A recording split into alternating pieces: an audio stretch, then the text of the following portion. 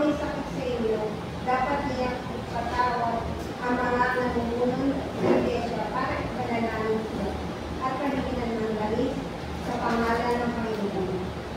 Ang panalangin ay pananampalataya ay makapagpapagaling ng may sakit.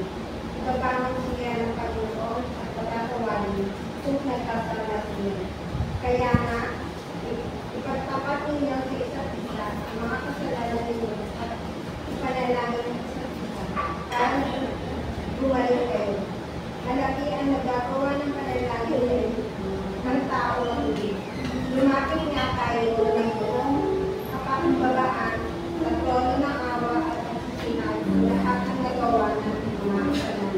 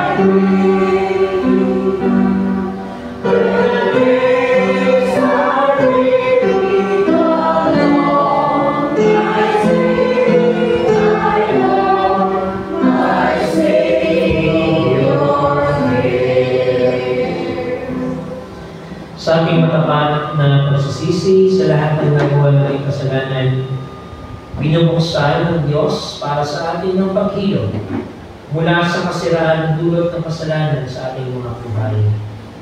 Ang Diyos ay nangako sa sinumang lumalapit sa Kanya sa panalangin may pananampalataya ay ibabangon niya sa bagong buhay at ipapatawad sa Kanya ang lahat ng nagawa niya kasamanan. Mga kapatid, tanggapin natin ang kaloob na kapatawaran ng Diyos. Kalakap ito, ang kapayapang humihigit sa lahat ng pagkaunawa. Ibahagi natin ngayon sa isa't isa. Magbatian tayo ng kapayapaan habang inaawit po natin ang umahal nila sa Panginoon. I love you, Lord. Umahal kita sa Panginoon. Umahal kita sa Panginoon. Nakikita ko ay walang iyan. Umahal kita sa Panginoon. Umahal kita sa Panginoon. Umahal kita sa Panginoon. Nakikita ko ay walang iyan. Umahal kita sa Panginoon. I love you. Oh, I love you with the love of the Lord.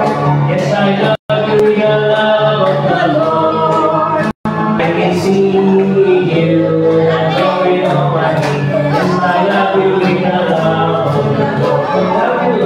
Oh, I love you with the love of the Lord. Yes, I love you with the love of the Lord. I can see you, glory Almighty. Yes, I love you with the love of the Lord. This is the day. This is the day. This is the day that the Lord has. The Lord has made. We will rejoice. We will rejoice. Be glad and be glad.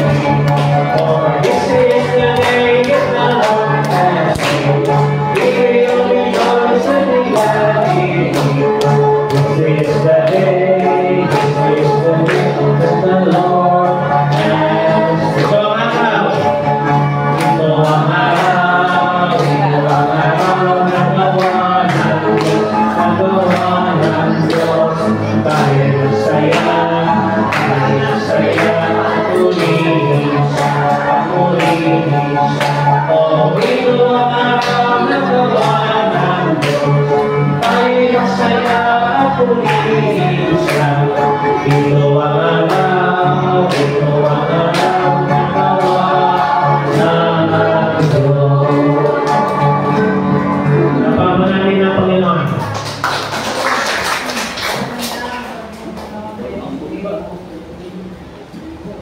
Ay, hindi ko ako sa kapayapaan. Mga malasakit ko ng iglesia,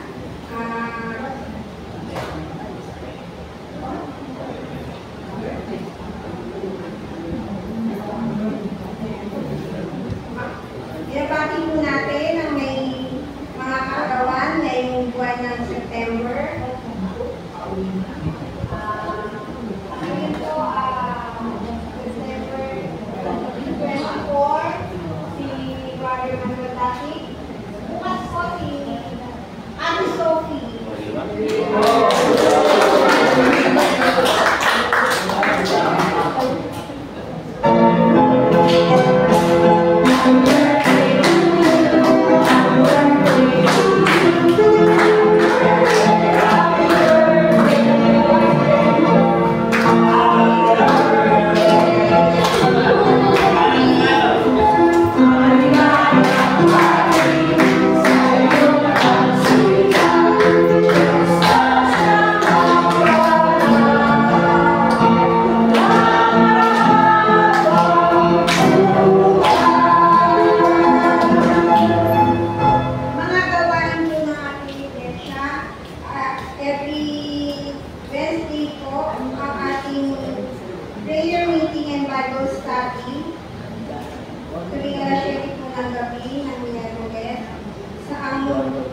Sunday school ng adult and kids ay alas 9 po ng umaga. Worship service po natin is alas 10 ng umaga. Ang choir practice po is every Saturday 4 p.m. and every Sunday is 1:30 p.m. Praise and worship practice po is every Saturday 6 p.m. Every Sunday is 2:30 p.m.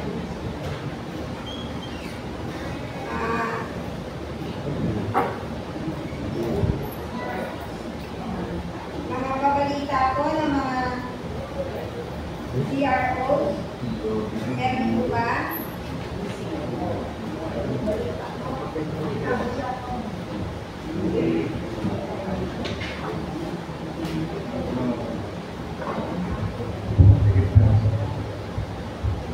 Magandang umaga po sa ating lahat.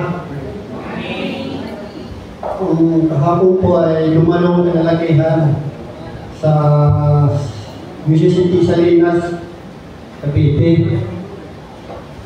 Sa gawain na fellowship, Grand Fellowship of Jiscoy Fellowship sa Salinas, Cavite. Lumalo kami kahapon, kasama ko sila Kuya Joey at si Brother Peter. Kaya salamat po sa mga kasama ko kahapon. Saka nagkarating naman kami ng medyo mapilis ang biyahe namin. Tama-tama na nag-start pa yung fellowship. Kaya pagdating ng ang kalalakihan, marami. Umabot ng 120 yata yun. May dumalo. Bilang mga 23 churches lang yan na nakakalo.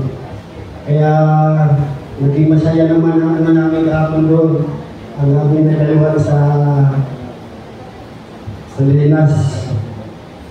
Saka nagkaroon ng parapol. Ay tayo naman ay nabunot ang pangalan doon. Nakakuha naman tayo ng extension, wire extension.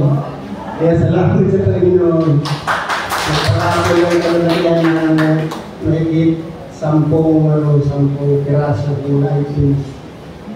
Kaya siya tayo nakakuha. Kaya pasalamat lang sa Panginoon sa kanyang presensya sa bawat isa atin. Yun lang po, maraming salamat po.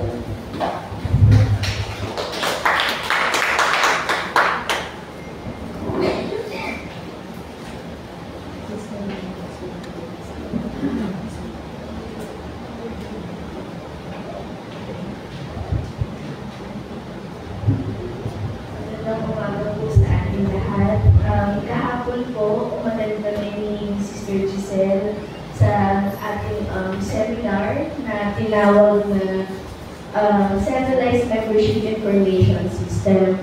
So, isa po ito sa proyekto na binaba sa local church from national jurisdiction, national, and conference pa sa atin na local church. So, ano po ba yung CMIS? So, magkakaroon na po kada local church ng centralized information system. So, kung napapansin po natin ngayon, nasa digital ano na po kasi tayo eh. So, one of the benefits na meron ito ay lahat ng information natin ay nasa isang database na po. So, dito po sa ating local church, ang delegate ng ating council ay ako at si Sister Giselle. So, yung mga security po nito ay una, magkakaroon po tayo ng kada local church ng unique passcode na ang magkakaroon lang po ng access ay ako. Isang passcode lang po, pero ang may alam lang ay ako at si Sister Giselle. So, kailan po ito mag-start? Mag-start na po siya effective once na maibigay na po ng local, ng conference yung passcode sa atin.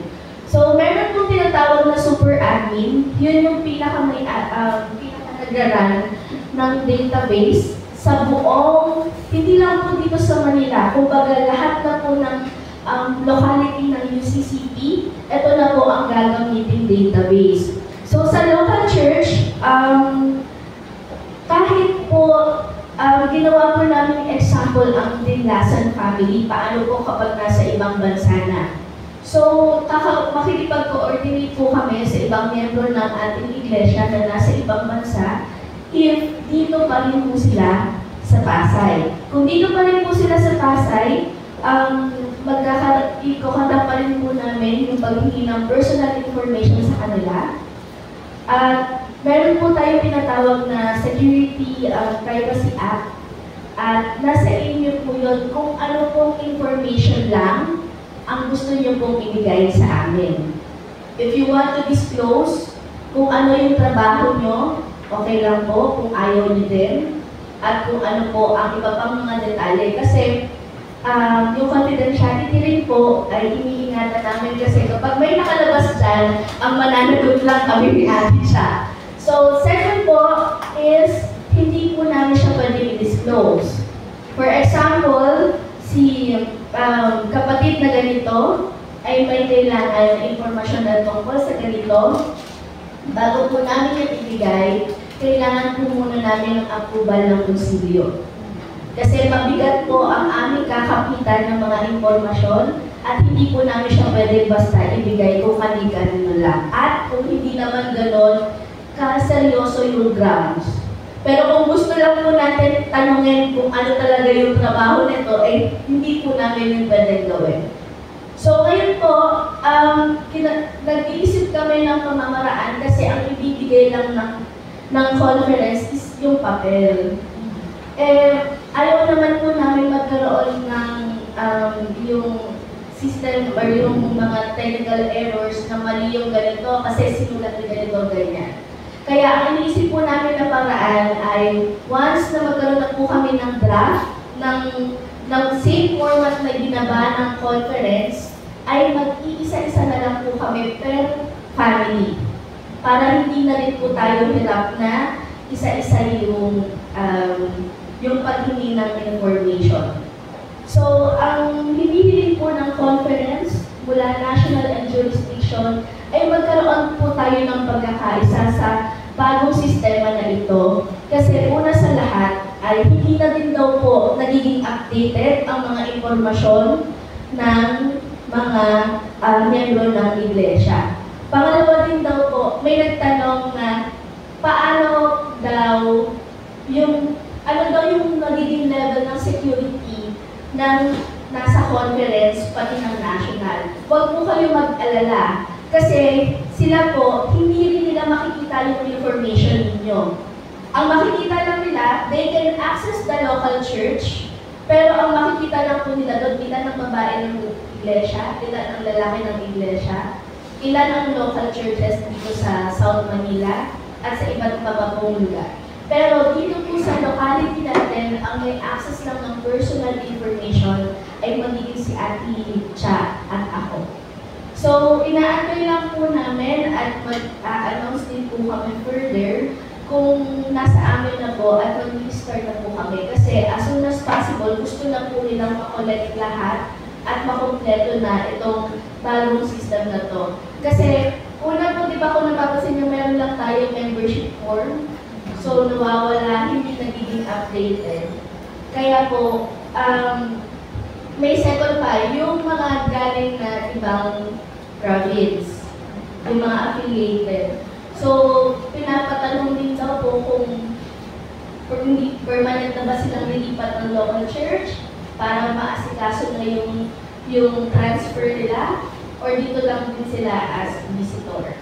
So, ang pinaka-main po nito, ang pinaka-concern po dito is yung mga membro ng ating local church. So, yun lamang po at wag po kayong mag-alala kasi for the security purposes ay panghahawakan po namin maigi ito. At pangalawa, nasa inyo po yan kung ano po lang po yung mga information na gusto nyo pong i-disclose. Kasi one of the benefits din na nakita namin din ni Ate Cha is they also explain to us. For example, pumunta ako ng ibang bansa. Doon ako nagtatrabaho. Ngayon, yung nag-handle ng CMIS, pwede nila tayong tulungan i-coordinate na si ganito nasa ganitong bansa, nasa Canada. Makikipag-coordinate sila sa akin na may ganitong local church, let's say sabi natin sa Canada, na tinutuluyan mo.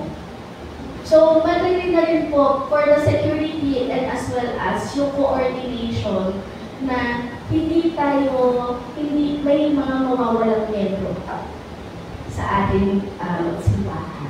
Yan lamang po, pag may tanong po kayo regarding this, pwede pa po kami magbigay ng information tungkol po sa atin. Siguro po, once na maibaba na sa amin yung passcode, pati yung magiging draft ng CIMS, siguro po hihingin na lang po kami ng konting oras ulit after worship service para mapag-usapan ito. Yan lamang po, salamat.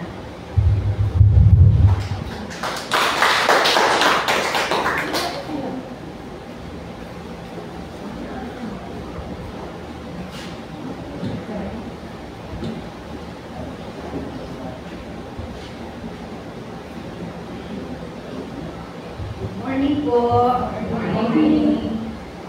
Unang-una po ang ating preparation para sa ating Christmas cantata ay i-share na lang po ng ating committee chair sa Sunday.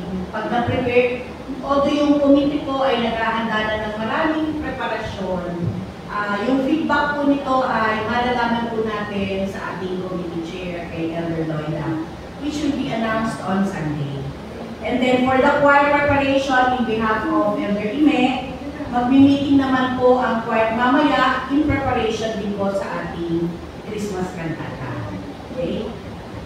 In behalf of Joy, na wala po ngayon, tayo po ay magkakaroon ng visitation mamayang hapon, alas 3 sa Pasay City Youth Home. So yung mga willing po at gustong sumama mamaya ay magkita-kita tayo dito sa simbahan ng alas 3 ng hapon at pupunta na po tayo sa Pasay City Youth Home.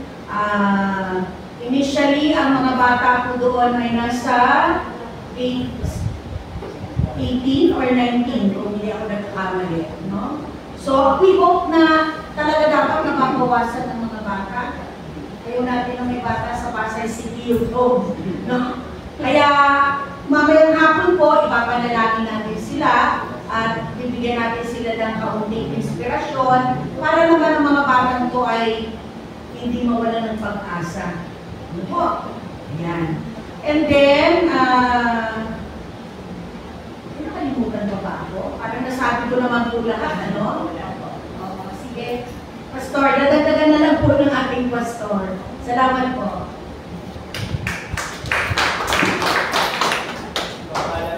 po mga kapatid, good morning.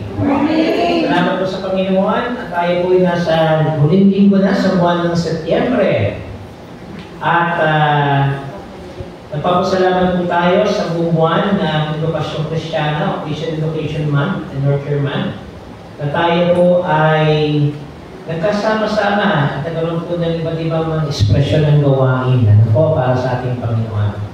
Kabilang po dyan ang mga activities ng CROs, ng ating po mga kababaihan, kalalakihan, CYF, ay nagkaroon pa ng kanya-kanyang activities sa ating konferensya at maging sa ating local church sa ating mga bata. At marami po tayo dapat ipagpasalamat sa buwang ito dahil mabuti ang Diyos sa bawat isa sa atin. Ganun pa man, may mga malungkot po tayo mga pabalita. Unang-una po dyan ang pagpanaw ng ating pong DM Norma Tigas. Si DM Norma Tigas po ay asawa ni Reverend Rodolfo Tigas Sr. at ina naman ni Pastor June Tigas o Rodolfo Tigas Jr. So nagkaroon po tayo ng pagkakataon na makadalaw doon nung Biyernes ng hapon. At nung Biyernes po ng gabi, yung last night, ay pinangunahan po ng Central Luzon Conference ang servisyo. And then kinabukasan po, ang inyong lingkod, kasama po ang pastor ng UCCP Abuo na Union, ay kami po ang officiate ng necrological service at committal service doon po sa ating DM Norma. Sa kalaman po na lahat, si DM Norma at si Pastor Tigas Sr. ay naglingkod po sa Southeast Luzon Conference. At nung nagkaroon na po ng reclassiterate ng ating konferensya, ay naglingkod po sa ating konferensya at same time ay nag-retire na. Nag-retire na sila. So, nawa po ang kapayapaan kaaliwan ng Panginoon ang dumagal po sa sambahayan ng Tigas. At kanila pong pinapakot ang pasasalamat po sa ating lahat. Ganun din po ang ating pong ang dating lingkod ng UCCP Pasay sa katawan po ni Reverend Salvador Ramirez o Reverend Butch Ramirez ay nasa piling na rin po ng ating Panginoon. Siya po ay namatay noong September 27 at sa edad po na 73. Ito po ay pinabot sa akin ng ating Pastor Miriam kanina sa Messenger. At yun po, kung makikita niyo po yung post ng kanyang kamag-anak po ito, si Hipolita Ramirez. Ano po? Ay nagdoon yung detalye ng kanyang pong kamatayan. Ang batay naman po sa kanyang kapatid na si Kuya Jojo Ramirez, yung pong member natin sa UCCP Salinas, tinawag ko siya kanina, siya po ay i-cremate na doon sa US. At matapos po ng cremation ay itadawas sa mga Thanksgiving service o necrological service para sa kanya. Hindi na po siya iuwi ng Pilipinas kasi karamihan ng kanyang mga kamag-anak at pamilya ay naroon na sa US. So, alam ko po, nagkaroon pa ng pagkakataon na makadalaw din si Pastor Butch. I think 2 years ago. Basta, umuwi siya dito, nakita rin kami ni Pastor Butch doon sa Cavite, sa Salinas. At karoon kami ng mga Mexican kwentuhan, at nagpanalangin po sa isa't isa. And of course, mamimiss natin si Pastor Butch. Maraming salamat sa iyong inyambag na buhay at pagtotoo para sa gawain ng ating Panginoon. So, looking forward mga kapatid, para po sa buwang ito, katulad ng sinabi ng ating council chairperson, ipanalangin po natin ang nalalapit po na Christmas kantata ng ating iglesia. Ito po ay pamumunahan ng ating committee chair, kapatid na Noyla Obar. And of course, ang ating pong music worker, kapatid na Esrelita Cortez, at ang ating pong kapatid na Amen Dasig. So, meron po sila mga pakiusap sa atin. Una-una, yung ating pong participation dito sa pamamagitan ng pag-awi. So kung meron po mga gustong dumagdag po sa lineup ng ating mga singers, ano po, ay welcome na welcome po tayo. Okay? Pangalawa po, isama natin sa panalangin ang gawain ito. Kasi hindi lamang naman ito fundraising, kundi isang pasasalamat at pagkilala sa kabutihan ng ating Panginoon sa pamamagitan ng kanyang pagtatalo sa mundo. Ano? So itataon po natin ito ng Advent and patungo po sa Christmas season. Ano? Upang salubungin at ihanda ang ating pong pag-alaala sa kapanganakan ng ating Panginoon Jesus. Ano? And of course, paalala lang po sa ating CEN, meron po tayong regular meeting next Sunday. Okay? Ang ating pong agenda ay evaluation para sa nakaraang September o CEN month. At the same time, ang ating pong pag-double check sa ating mga upcoming activities at iba pa na may concern tungkol po sa ating komite. Ano po? So next Sunday po yan. Ano po? Right? Siguro mga 1:30 po ng hapon ang ating regular meeting. Okay po? Next Sunday. So katulad din po sinabi ng ating council chairperson, sama natin sa panalangin ang ating visitation sa Pasay City Youth Homes. Kung 3 o'clock po tayo dapat nandun, before 3 tayo aalis. Kasi 3 o'clock kayo dumaan dun eh. So dapat 1:10 to 3, umalis na po tayo dito. Okay? Para, o kaya kasi 2:40, para meron po tayong ample time to prepare, tsaka i-ready yung ating mga sarili doon. Okay? Kasi mayroon naman pagdating doon, mahangos-hangos pa tayo, magsisimula rin tayo ng ating activity. So open po ito para sa lahat ng kapatid. Mamaya, ako, so 2:40, in the afternoon, alis na po tayo dito sa church. Okay? Para before 3 o'clock, inagawa na po tayo. Okay po, meron pa po tayo ng mga prayer items po. Of course, yung ating mga kapatid na may karamdaman, patuloy natin silang sama sa ating panalangin. Mga pinagaling po ng Panginoon, salamat po sa mga patuloy na patutuon na pinapakot ng bawat isa sa kagalingan ng ating Diyos. At kung na naman po nung ating, sa ina naman po ni Pastor Grace Sapalo, ay sama rin natin sa ating panalangin. Okay. So, bukod po doon, meron pa tayo, may mga bagong bisita po ba tayo ngayon? Ang bagong worshiper? Wala naman. Okay, sige po.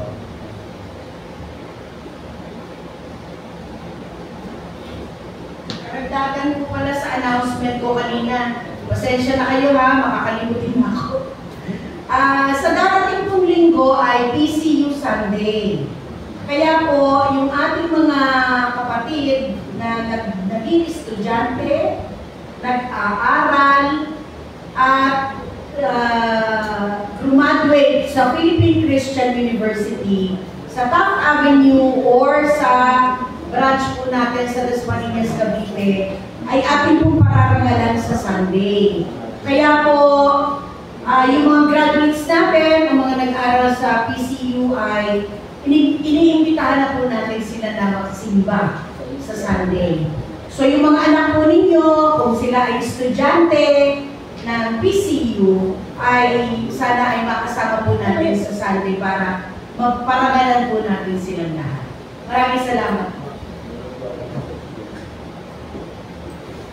Kung wala na po tayo mga pabalita, tayo po ay lumapit sa Diyos at sama-sama po tayo manalangin. Tayo po ay manalangin. Mapagpala at may bigyan namin, Panginoon, kami po ay nagagalak at nagpapasalamat sa oras nito sa panibagong buhay na yung pinagkaloob sa bawat isa sa amin upang kami ay sama-sama magpuri at magpasalamat sa inyong dakilang pangalan. O Diyos, kami po ay buong kapakumbabaan na lumalapit sa inyo sa mga oras nito. Panay ang pagkilala na walang sino sa amin ang karapat-dapat.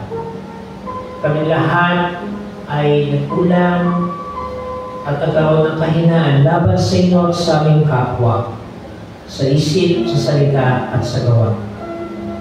Panginoon, inulit niyo po na habang kami ay pansamantalang tumalikod sa inyo, na ang inyong banal na dugo na nabuhos sa krus ng Kalbaryo ang mabigay sa amin ng pagkakataon upang magbalik loob sa inyo at magkaroon ng muling pagpapanibago ang aming mga sarili sa inyong harapan. Salamat, Panginoon, sa inyong pagmamahal, sa inyong pagpapatawad, at pagbibigay sa amin ng pagkakataon na magbalik loob sa inyo, na gawin ang mga dapat namin isaayos na mga ugnayan at relasyon na sa nakalipas ay pansamantalang nawala. Panginoon, tuloy niyo po sa amin na sa tuwina, sa bawat nangyayari sa aming mga buhay, ay meron po kayong mga tinuturong aral at karanasan na magsisilbing magiging inspirasyon at lakas ng bawat isa sa amin upang maging gabay namin sa pang-araw-araw na buhay. Sa mga pagkakataon, Panginoon, na kami ay nagkamali, bumagsak at natapak, salamat, Panginoon, sa inyong pag-ahon sa bawat isa sa amin at sa pagtuturo ng mga panibagong karanasan na magiging dahilan at paraan upang lumago ang bawat isa sa amin sa paglilingkod at sa aming pakikitungo sa isa't isa. Panginoon, aming pong tinataas sa inyong pangalan ang aming mga kapatid na nakaranas ng iba-ibang mga hamon at pagsubok ng buhay sa nakalipas na mga panahon. Ito man ay may kaugnayan sa kanilang pamilya, sa kanilang personal na buhay, sa iba't ibang mga pangyayari o Diyos na nasubok ang kanilang pagtitiwala at pananalig sa inyo. Itinatas namin sa inyong pangalan ang aming mga kapatid na nakakaranas pa rin ng karamdamang pisikal sa mga oras na ito. Panginoon, ibuhin niyo po sila ng inyong mapagpalang kamay. Kamtin at damihin ang kagalingan at kalakasan nagmamula lamang sa inyo. Ganun din, Panginoon, sa aming mga kapatid na nakaranas ng kalungkutan sa nakalipas na mga panahon. Lalo tigit ang sambahayan ng Tigas. Nagpapasalamat kami, Panginoon, sa naging buhay at patotoo ng aming kamanggagawa. Diaconal Minister Norma Tigas. Nabagaman marami pong kinaharap ng mga hamong pangkalusugan, ay dumating na ang panahon na kanyang iaalay ang kanyang sarili para sa inyo, patungo sa inyo. At kanyang napagtagumpayan ang nakbayin ng buhay nito. Panginoon, salamat po sa kanyang niambag na gawain ng ministeryo sa inyong iglesia. At kung paano ninyang inalagaan at binigyan ng pansin ng kanyang sambahayan, patuloy namin silang inaalala o Diyos. Ganun din sa aming Reverend Salvador Butch Ramirez, na minsan pang naglingkod sa iglesia nito ng Mississippi, Pasay, at maging sa ibang mga iglesia lokal ng United Church of Christ in the Philippines. Salamat, Panginoon, sa kanyang mga alaala, sa kung paano inyo siya kinasangkapan upang magbahagi ng inyong mabuting balita ng kaligtasan. Panginoon, amin din dinadalangin ang kanyang buong sambahayan, ang kanyang naiwang mahal sa buhay. At ang inyong kapayapaan at kaaliwan ng mga kapinaan ang siyang dumatay sa kanilang sambahayan. Panginoon, aming inataas sa inyong pangalan ang paghahanda at preparasyon sa Christmas kantata sa taong ito. Pangunahan niyo po ang aming kapatid na Esther, kapatid na Imelda, at kapatid na Loida. Sa buong pamunuan ng konsilyo, sa bawat kapatiran ng iglesia nito, na magiging kabahagi ng naturang gawain at proyekto. Itinataas namin sa inyong pangalan, Panginoon, na nawa ay inyong kasangkapanin ang mga tao na inyong magiging kabahagi sa tagumpay ng Christmas kantatang ito. Panginoon, bigyan niyo po kami ng lakas, ng inspirasyon, ng karunungan na nagmumula sa inyo, ng diwa ng pagtutulungan at pagkakaisa. upang aming ay sa katuparan ang gawain ito. Hindi para sa amin, kundi para sa inyo lamang, O aming Diyos. Panginoon, aming dinadalangin ang iba pang mga gawain ng iglesia nito. Magmula sa paghuhubog at pagsasanay sa mga bata at kabataan, sa pagtatanim ng inyong mabuting balita sa puso at isipan ng bawat isang nito, Panginoon. Sa bawat pamilya na bumubuo sa iglesia nito. Panginoon, muli namin pinagkakatiwala ang bawat isa. At buo ang aming paniniwala, Panginoon, na kami inyong sasamahan, kami inyong iingatan, at patuloy na pagbubuklo rin sa inyong pag-ibig. Aming dalangin ang aming komunidad at ang aming bayan sa kalakhan ng mga pangyayari at mga nangyayari kaganapan sa aming paligid, maging sa ibayong dagat, Panginoon. Sa malawak na karahasan pa rin na nararanasan ng aming mga kababayan, ng iba't ibang forma ng karahasan, ng kahirapan, at iba pang mga bagay, Panginoon, na naghahangin sa amin bilang isang bayan. Panginoon, pag-isahin niyo po ang bawat isa sa atin. Pangunahan niyo ang mga tagapanguna ng aming bayan upang bigyan sila ng isang puso na mapagmalasakit sa mga tako, lalo higit sa mga manilinig, sa mga nanghihirap at mga bata. Panginoon, kasangkapanin niyo rin po sila at maging tunay at wagas ang kanilang pagmamalasakit patungo sa kanilang kapwa. So, bakit ito, Panginoon? Ang inyong banal na diwa ang siyang manahan sa bawat isa. Buksan ang aming mga puso at isipan. At patuloy namin ipahayag ang aming pasasalamat at pagpupuri sa tanging pangalan lamang. Ito po ang aming pananaming ang aming pasasalamat sa pangalan ni Jesus, na aming Panginoon at tagapagligtas. Amen.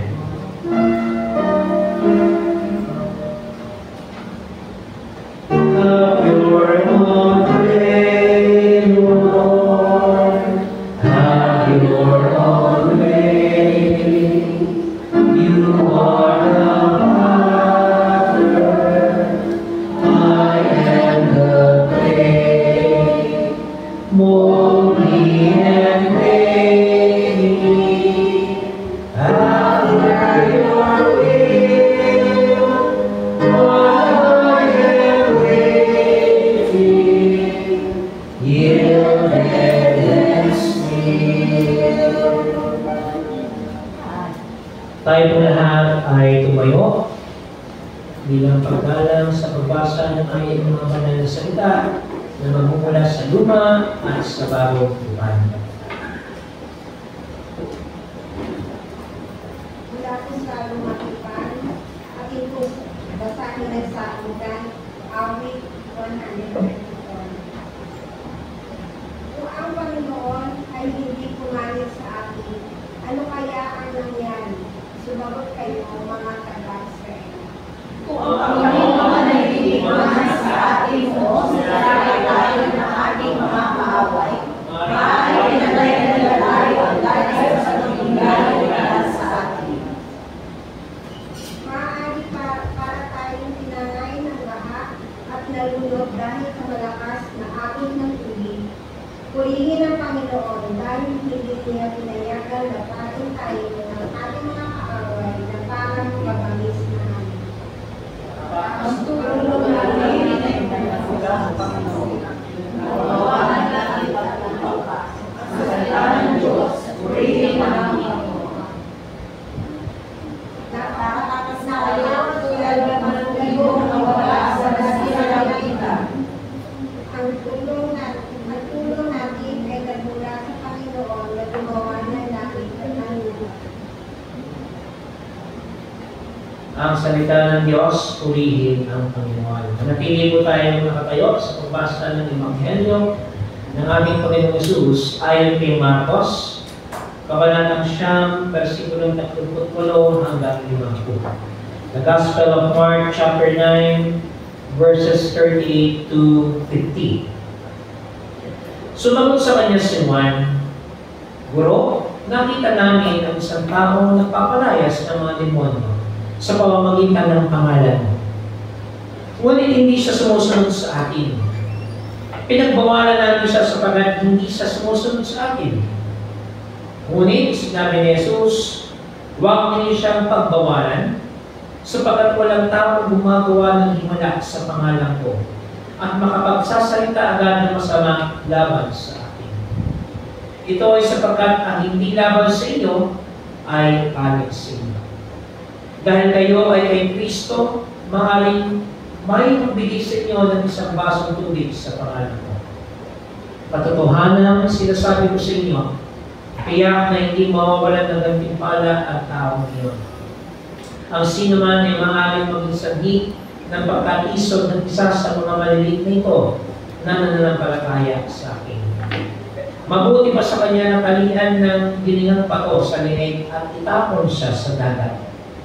Kapag ang kamay mo ang naging sanhi ng iyong pagkakatisod, putulin mo ito. Mabuti pa sa iyo na pumasok sa buhay, na putol ang isang kamay, kaysa may dalawang kamay na pumunta sa impyerno. Ang apoy doon ay hindi namamatay. Doon ay hindi namamatay ang kanilang uod at hindi namamatay ang apoy. Gayon din, kapag ang isang paa mo ang naging sanhi ng iyong pagkakatisod, putulin mo ito. Mabuti pa sa iyo ang pumasok sa buhay na putol ang isang paa kaysa may dalawang paa na matapon o naitapon sa impyerno sa apoy na hindi namamatay. Doon na hindi namamatay ang kanilang uod at hindi namamatay ang apoy. Kapag ang mata mo ang naging sanhi ng iyong pagkakatisod, dukitin mo ito. Mabuti pa sa iyo na pumasok sa paghahari ng Diyos na hindi isang mata, kaysa may dalawang mata na itapon sa impyerno ng apoy. Doon na hindi namamatay ang kanilang uod at hindi namamatay ang apoy. Ito ay sapagkat ang bawat isa ay aastan ng apoy at ang bawat hangin ay aastan ng asin. Mabuti ang asin, ngunit kapag ito ay tumabang, paano pa ito muling aalat? Magkaroon kayo ng asin sa inyong sarili at magkaroon kayo ng kapayapaan sa isa't isa. Ito ang mabuting balita ng ating kaligtasan.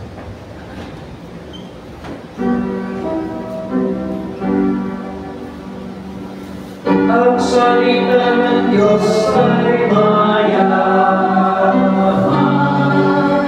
maaaring itong perlas na tunay, pusa sa isininawa,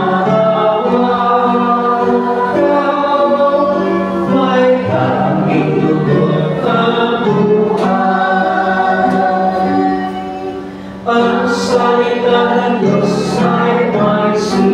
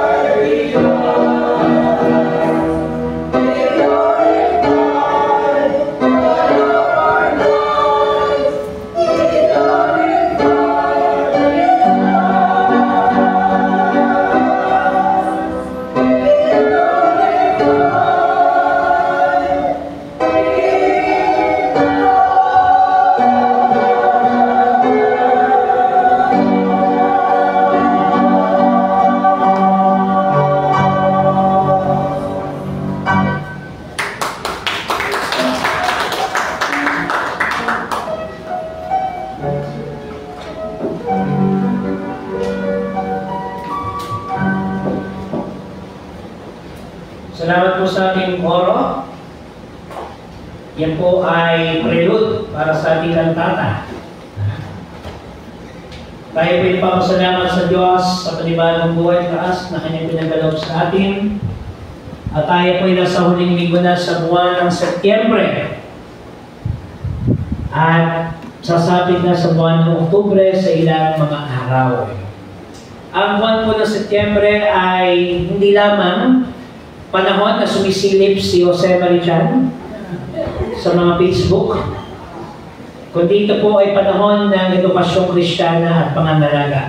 Ang buong buwan po ng Setyembre ay itinalaga bilang Month of Christian Education and Nurture.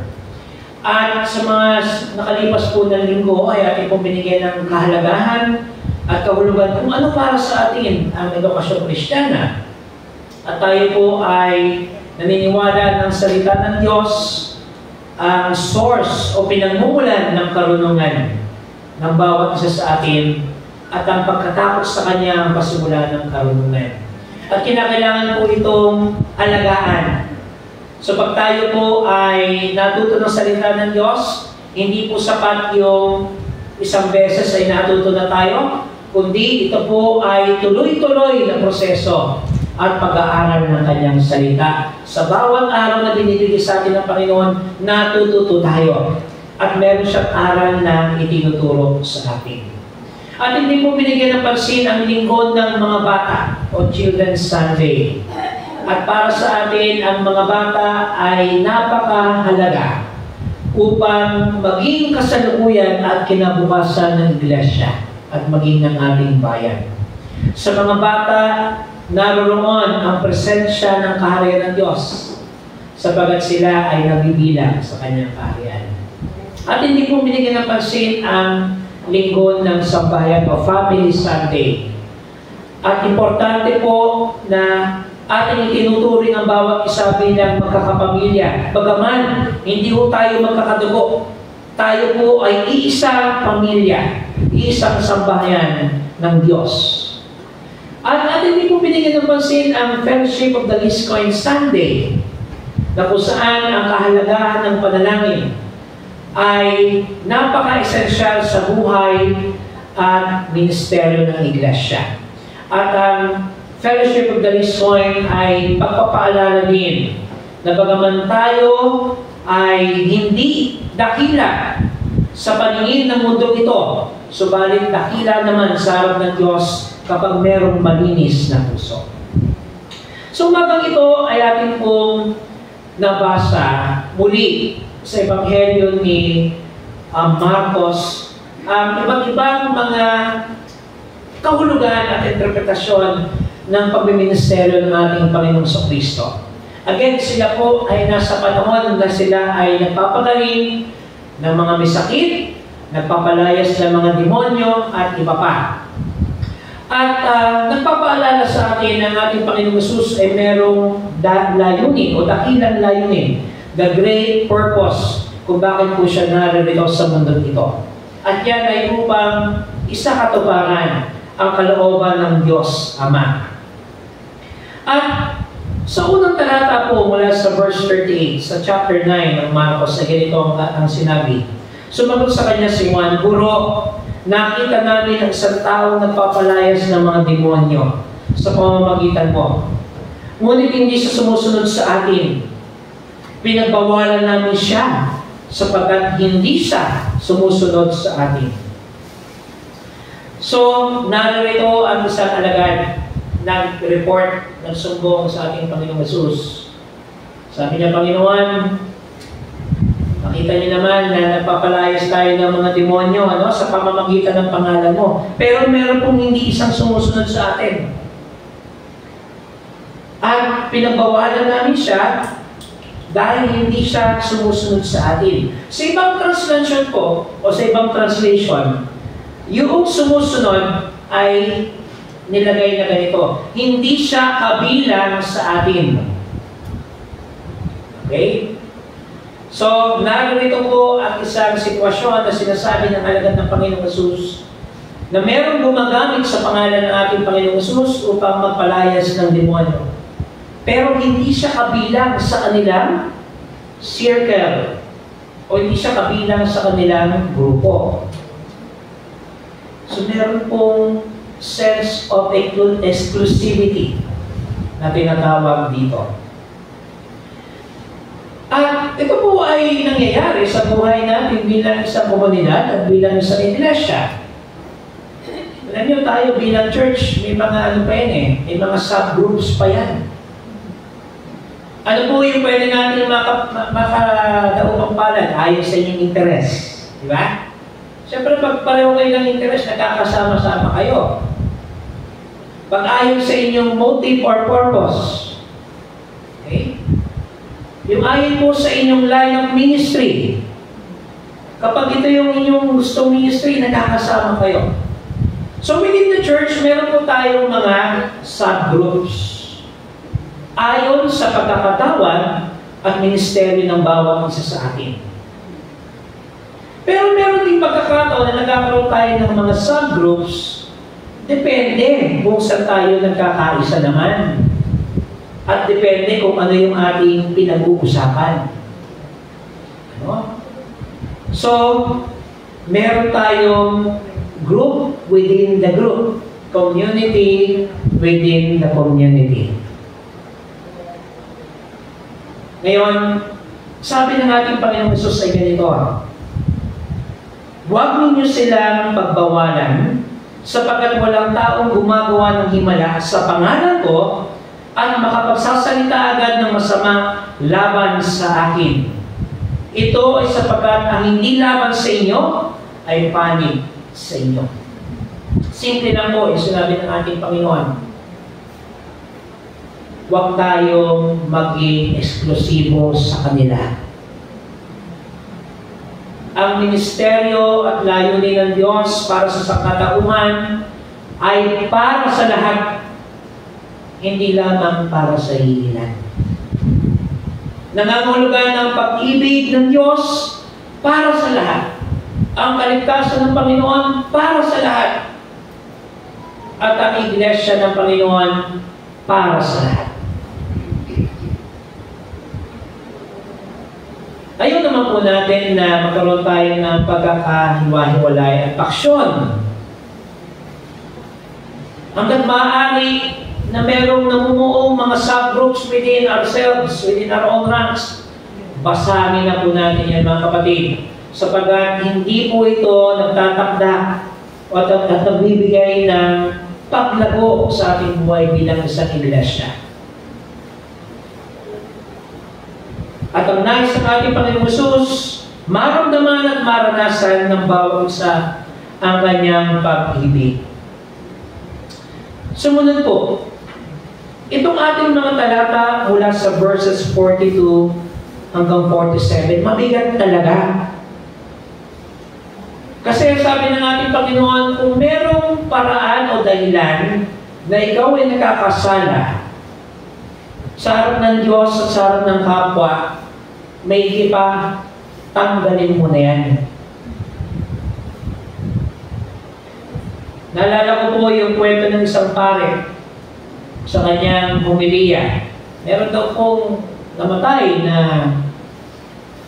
tao. Siya ay napunta sa langit. Sabi niya kay San Pedro, pwede ho bang masilayan yung impyerno kung ano yung itsura niya? Di ba nagbigay siya ni San Pedro? Okay, punta ka.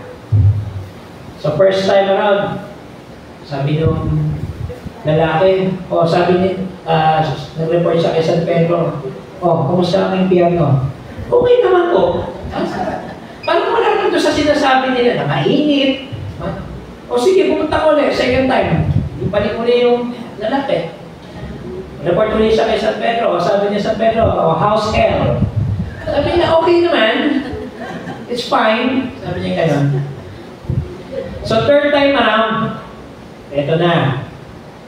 Sabi daw ni Satanas, so pangatlong beses mo na nakarating dito. Bakit ka nagre-reklamo na? Sabi ko sa lalaki. Nilagay niyo po ako doon sa pinakasulok-sulukan at pinakamainit at pinakamabahong lugar ng impyerno. Siyempre, ilalagay na kita. Hindi ka na turista dito, residente ka na.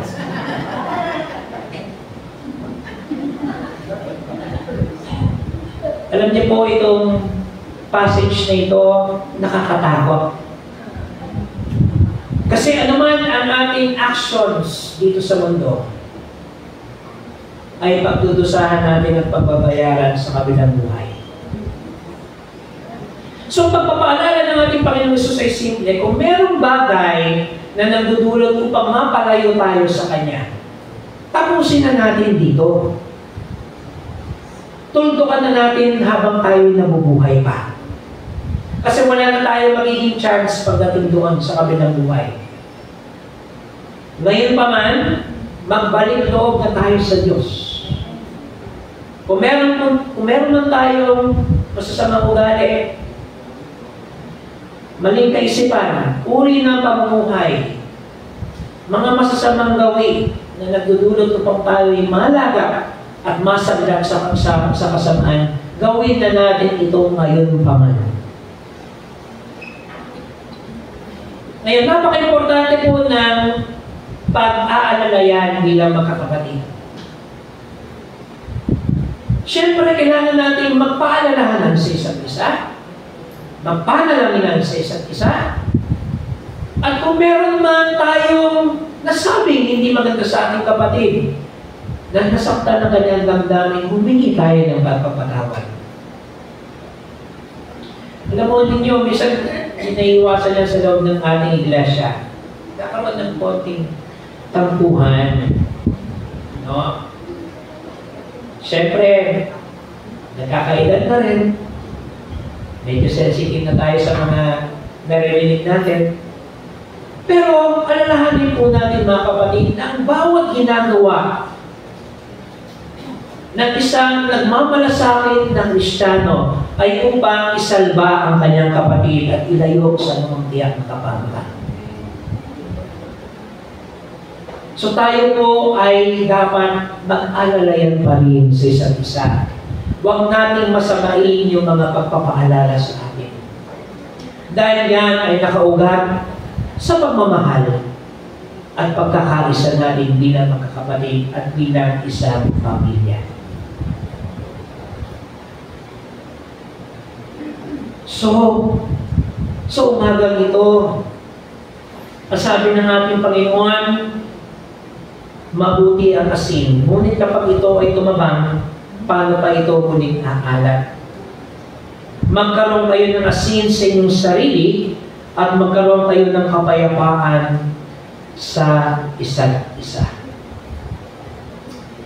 Mga kapatid, tayong lahat ay tinatawagan upang bumuo ng isang komunidad, isang iglesia na nagtataguyod ng isang ugnayan at relasyon na kaugat sa pag-ibig.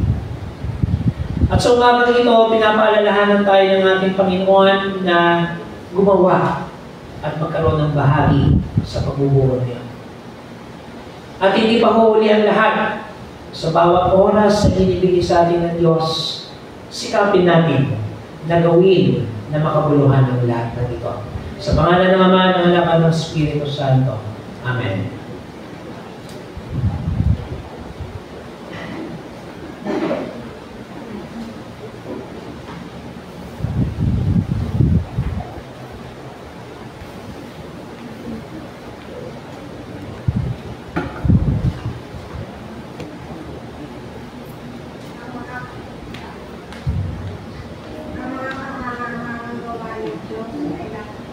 Kapalibot sa akin, paano natin ipapanayan ang aking maraming pasasalamat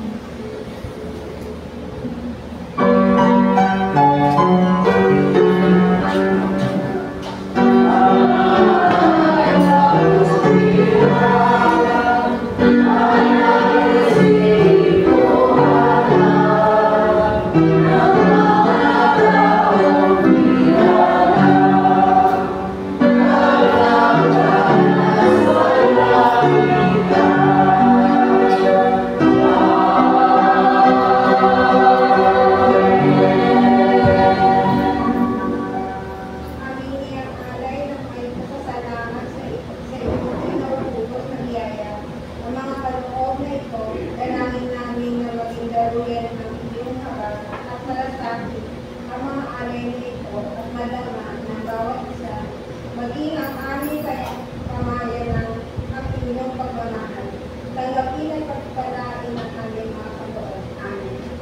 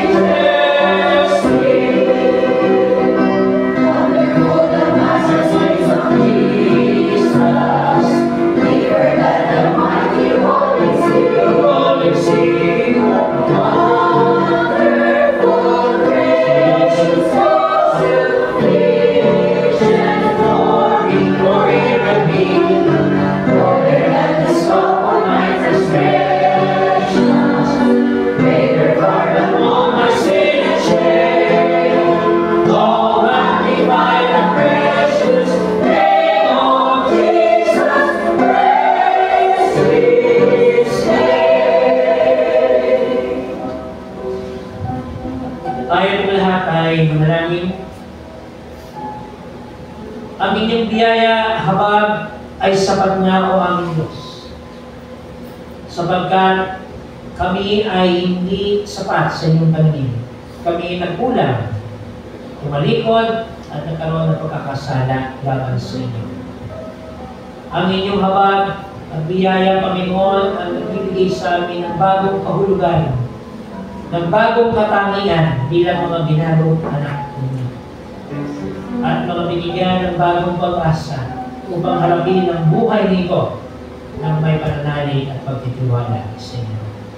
Panginoon, patuloy namin itinataas sa inyong pangalan ang buhay at ministeryo ng iglesia nito. Samahan niyo po kami pagpuklurin, pag-isahin, isang tabi ang anumang aming mga pagkakaiba at hindi pagkakaunawaan. At tingnan namin ang direksyon na kami ay tungo sa inyo. Na kami, Panginoon, ay maglalakbay ng sama-sama.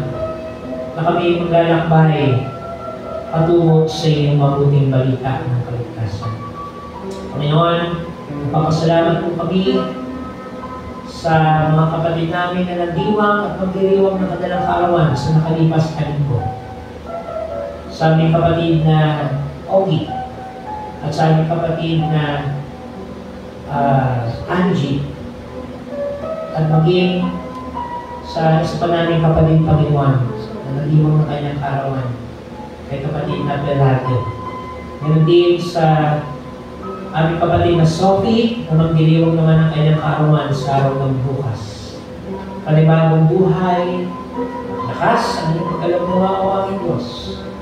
At ang pagpapala nito ay kinikilala namin na nagmumula lamang sa inyo. Panginoon, aming din tinataas sa inyong pangalan ang gawain ng Pasay City, gawain sa Pasay City Youth Homes sa hapon ito. Salamat po sa inyong mga lingkod na inyong gagamitin at kakasantapanin sa bawat mga individual at samahan na patuloy ninyong ginagamit, Panginoon, upang maging posible ang gawain niyo. Pagpalaan niyo rin, Panginoon, ang pag-iensayo at paghahanda ng aming koro sa nalalapit na Christmas kantata. Sa buong buwan ng Setyembre, Panginoon, ay aming pinagpapasalamat ang buong ito na inyo kami binigyan ng bagong karanasan at bagong aral ng buhay na aming matututunan sa tuwina. Sa mga dagdag na karunungan mula sa inyo, sa mga pagkakataon na napatunayan namin kung paano kayo ay naging tapat, kung paano kayo ay naging mabuti, at kung paano kayo, Diyos, ay patuloy na kumikilos sa aming kalagitnaan. Ito rin ang aming pinangahawakan at tinatanaw sa darating na buwan ng Oktubre at sa mga susunod pang mga panahon na kayo ang Diyos na aming kasama, na kayo ang Diyos na matapat, kayo ang Diyos ng pag-ibig, at kayo ang Diyos na mabuti. Panginoon, sa aming pong pansamantalang paghihiwalay sa umaga nito, sa oras nito, makaingatan niyo po bawat isa sa amin. Igawan ang pag-asa na nagmumula sa inyo. Kamtin namin, Panginoon, ang pagtitiwala sa inyo. At ipahayag na kayo ay tapat sa inyong mga pangako. Ipahayag naman namin, Panginoon, at ipadama ang pag-ibig na mula sa inyo, ang kapayapaan mula sa inyo, ang pag-asa mula sa inyo, ang pagpapatawad mula sa inyo. At muli po aming Diyos, samahan niyo po kami, ingatan, kabayan, at pamunahan. Ito po ang aming pagsama at panalangin ng may pasasalamat sa tanging pangalan ni Jesus, naming Panginoon at tagapagligtas. Amen. Lumisan tayo sa dakong ito na nagdiriwang dahil sa presensyang nananatili at kasama natin naman ang kalalagayan ng buhay meron tayo. Sa panahon ng mahirap na sitwasyon, manalangin. Sa panahon ng paglalakad, umawit ng himno at awit ng papuri. At bag mapagod at magsawa sa pananalangin at gumawa ayon sa ating pananampalataya. Ating kamtin at damhin ang pag-asa na dulong ng ating Panginoon sa Kristo magmula ngayon at magpasawalan sa pangalan ng Ama, ng Anak at ng Espiritu Santo. Amen.